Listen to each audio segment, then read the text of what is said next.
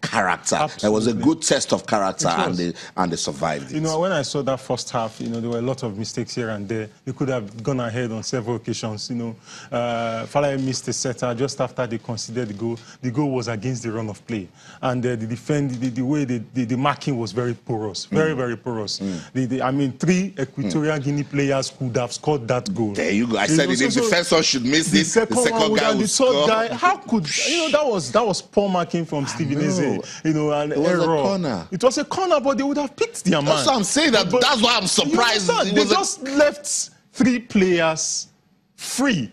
That's strange. We've heard of 1, but 3. It shows that they really switched off. And but I just like their test of character, as he said. They were able to come into the second half, you know, and they kept pressing and got those goals. The cross was lovely. The second goal was even better, and the third goal was a gift. You know, we have to state that wasn't really a clear-cut penalty. So many referees would not give it. But that notwithstanding, they've shown that you know they merited, you know, the result. And one thing I observed that in this team so far, even when they played against Libya, same thing happened. Whenever they are leading, they don't sit back. They try to push to get more goals. If they had 5-10 more minutes in that game against Equatorial Guinea, they would have scored 2-3 more goals because they kept on pushing. They never relented. At that point, they had already found their rhythm. And they were enjoying it, and they just, you know, drove the momentum and they ride on the momentum, and they just kept pushing forward and trying to create opportunities to score. And that is a very strong test of character. Good test of character, particularly when you come back from a goal down. Coach Imama says something important. That's why we keep saying it to our league administrators, that our pitches must be in good form, international standard. When you talked about bounce of the ball. Yeah, the behavior of the ball, they're beginning to learn it on grass. Austin, I was discussing with... you know, earlier before we got on air, we were talking about Abia Warriors pitch. Austin, that's a glorified secondary school pitch. How did that pitch escape the scrutiny of LMC? No, but the LMC, they've explained that they gave every team opportunity to play match day. For the fans would have seen your pitch at 2 home matches. So if they come for you, you will know. Now you've mentioned Abia Warriors. I'm sure the state government is doing something about it. Yeah, but even if you concede a goal there, it will almost seem like a goal-man scramble because you cannot really predict the movement of the ball, you know, and everything. These are the things that we should be doing in our when we go internationally and we begin to, you know, say that the players are beginning to understand the bounce of the ball. Well, I mean, that's quite embarrassing, Austin. It's almost as if we belong to the Stone Age. These are things that are just basic, you know, rudiments, you know, basic, you know, baseline infrastructure that we should have here. It's quite, you know, sad. But they are understanding the bounce of the ball in the tournament is helping. They are training with the pitch is helping. But this is something that they ought to have gotten used to at home. And they would have seen. And now they are. And if not for, I mean, if you play against a much better team and you are trying to get used to the bounce, you could just easily be knocked out. You need Morocco, who are used to their. You know this kind. And these are things that we should be training with. And not going to match situation and you're trying to understand the bounce of. I mean. How could they have lost a game because they did not understand the bounce of the ball? I mean, these are very simple. It's quite embarrassing. It's an excuse to give. That's why we like the fact that it is the coach that is saying it. So the league management company, they are also coming. They're coming. They say they will reevaluate, our stadiums in the Nigeria Professional Football League. We've listened to the coaches. Let's listen to the players. What's your take after that match against Equatorial Guinea? Stay with us. Thank God for the victory because it was not easy. First half, we were losing 1-0. And second half, we came from behind to win 3-1. I think it's a good thing for us. And I think it's the solidarity in the team, the spirit, and every other person, because we know the importance of this game and the importance of this competition.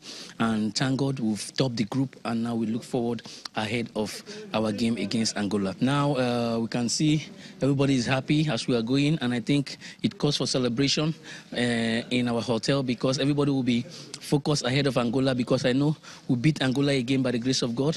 We're going to step up to the semi-finals, but for now, we are happy with this victory. We just have to keep our head down and be focused ahead of the game against Angola. I would say the goal they scored us was the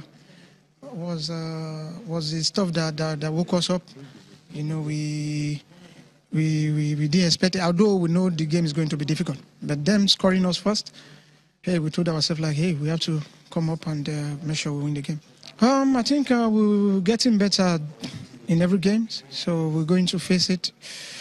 Although it's a knockout stage, so we're going to face it as if we're playing a final game. So we just have to try our best and make sure we come out victorious. Yeah, I'm very, very, very happy because this is my first time in CHAN. Because my mind now, what I observe, I prepare for myself for this Chinese final to win this cup, to go back with Nigeria with cup. Yeah, we expect more than Equatorial Guinea match because first half we do realize that we take the game that we win, but second half we come as normal as we play against Libya.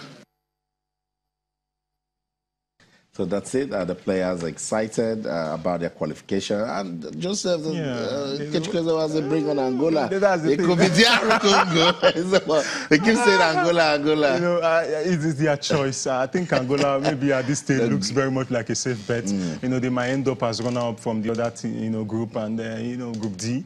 DR Congo is very much ahead, and when you talk of DR Congo, if they've won this competition before, you talk of the likes of TP Mazembe, their players are in the team. But they should be able to play. They should be able to play the best. But at times, Austin, you have to, want to play. You have a right to want to. We'll come back to that. Let's go on this quick break. When we'll come back, we'll continue the show. Don't go anywhere.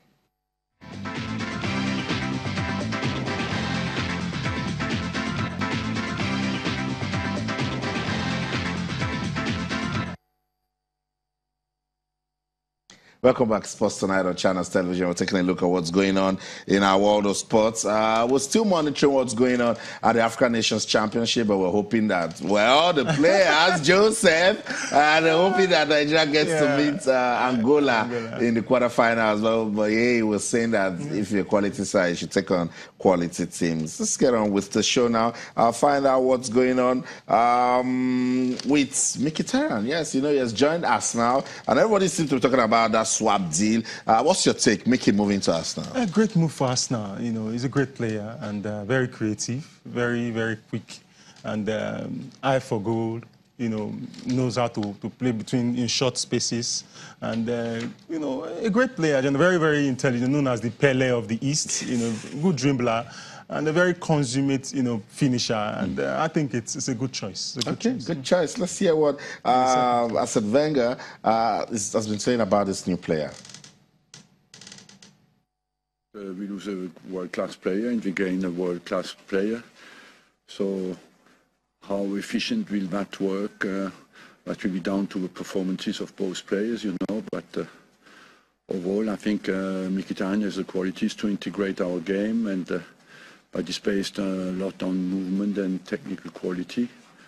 And I think he has the attributes. He has a good team attitude as well.